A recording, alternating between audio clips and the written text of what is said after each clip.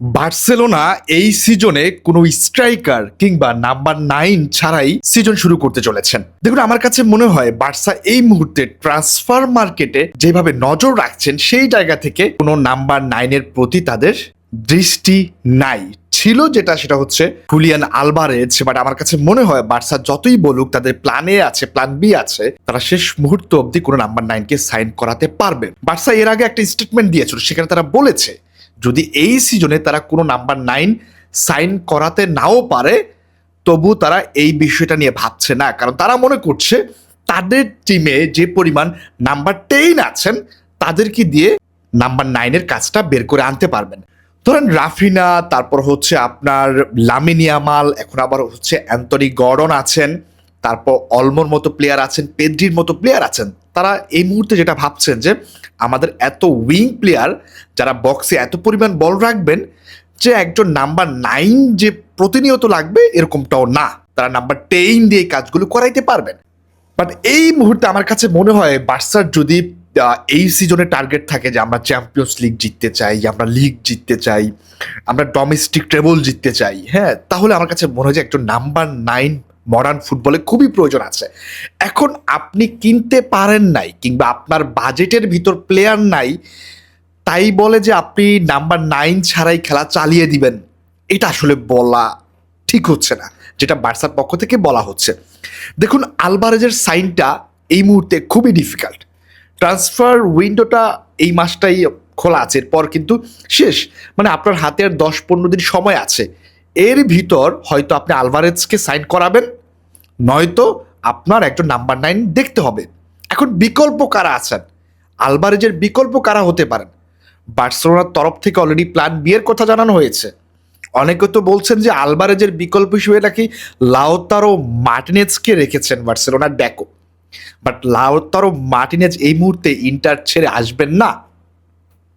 তাহলে প্ল্যান সিতে কে আছেন এবং কোন প্লেয়ার আছেন সেটাও কিন্তু বার্সেলোনা বলছেন না স্পষ্ট করে। তাদের এখন মূল ফোকাসটা হচ্ছে রদ্রির সাইনটা নিয়ে। রদ্রির সাইনটা যে খুব ভালোভাবে আগাচ্ছে এরকমটা কিন্তু বলা যাচ্ছে না। অলরেডি 2বার রিজেক্ট করেছে ম্যানচেস্টার সিটি।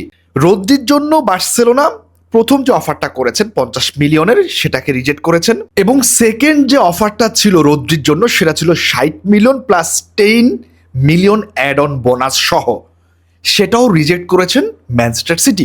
এবার 3 নাম্বার অফার করার জন্য প্রস্তুত, মানে তৃতীয়বারের মতো অফার করবেন বার্সেলোনা ম্যানচেস্টার সিটির কাছে। সেটা হচ্ছে 65 million plus 10 million add on সহ একটা অফার করবেন, যেখানে প্রায় 75 মিলিয়নের একটা প্যাকেজ। সো এই ডিলটা হয়ে যাবে। আমার কাছে মনে হচ্ছে যে যেহেতু সিটি 80 মিলিয়ন চাচ্ছে, বার্সাও 80 মিলিয়ন দিতে চাচ্ছে না, বার্সা অল্প অল্প করে এগোচ্ছে।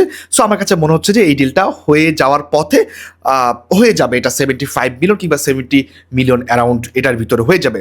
বাট আলভারেজের ডিলটা কিন্তু এই মুহূর্তে খুবই কমপ্লিকেটেড। এটা আপনি এখন এই মুহূর্তে আমার কাছে যেটা মনে হয় যে 90% না এর ভিতরে ধরতে পারেন যে এই সাইনটা হচ্ছে না। দেখুন, আলভারেজের সাইড থেকে আলভারেজ যথেষ্ট চেষ্টা করেছে। আমি যদি এখন বার্সাকে দোষ দিই সেটাও আসলে ভুল হবে। বার্সাও ট্রাই করেছে, বার্সা পাবলিকলি আলভারেজকে নিয়ে স্টেটমেন্ট দিয়েছে, ড্যাকো আথলেটিকোর সাথে কথা বলা ট্রাই করেছে। বাট এই জায়গাটাতে সবচাইতে বড় যে প্রবলেমটা সেটা হচ্ছে আথলেটিকো কোনোভাবেই আলভারেজকে বার্সার কাছে বিক্রি করতে পারবেন না, বা তারা করবেন না। তাদের একটাই কথা, আলভারেজ নট ফর সেল, বিশেষ করে বার্সেলোনার জন্য। আর্সেনাল হলে তারা ভেবে দেখতো, বাট বার্সার সাথে তারা কোনো নেগোসিয়েশন করবে না আলভারেজকে নিয়ে। এখন আমার কথা হচ্ছে আলভারেজ যদি না আসে বার্সেলোনায়, তাহলে বার্সেলোনা কি আলভারেজের বিকল্প খুঁজেছে? মানে বিকল্পটা বলতেছি এই জন্য যে ফেরান তোরেস তো চলে গেছে, আলভারেজের আসার কথা ছিল বাট আসতে পারছে না। তাহলে কাকে দিয়ে নাম্বার 9 এর কাজ করাবেন? তিনি কি সেই তার নাম্বার 10 যে প্লেয়াররা আছেন, দানি অলমো আছেন, পেদ্রি আছেন, ফার্মিন লোপেজ আছেন, যদি এখন তিনি একটি ইনজুরিতে পড়েছেন।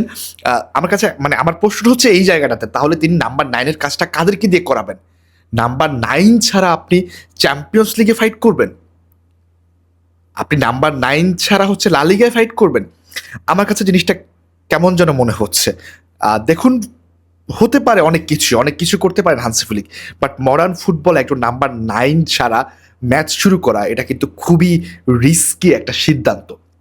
সো আপনার কাছে কি মনে হয় বার্সেলোনা আলভারেজের পরিবর্তে এখন কার উপর, কোন প্লেয়ারদের উপর ফোকাস রাখা উচিত বা কাদেরকে টার্গেটে রাখা উচিত দলে আনার জন্য আপাতত নেক্সট সিজনটা মানে আপকামিং সিজনটা চালিয়ে দেওয়ার জন্য? ওই প্লেয়ারগুলো কারা হতে পারে অবশ্যই কমেন্ট বক্সে কমেন্ট করে জানাবেন। সবাইকে অসংখ্য ধন্যবাদ। আল্লাহ হাফেজ। আসসালামু আলাইকুম।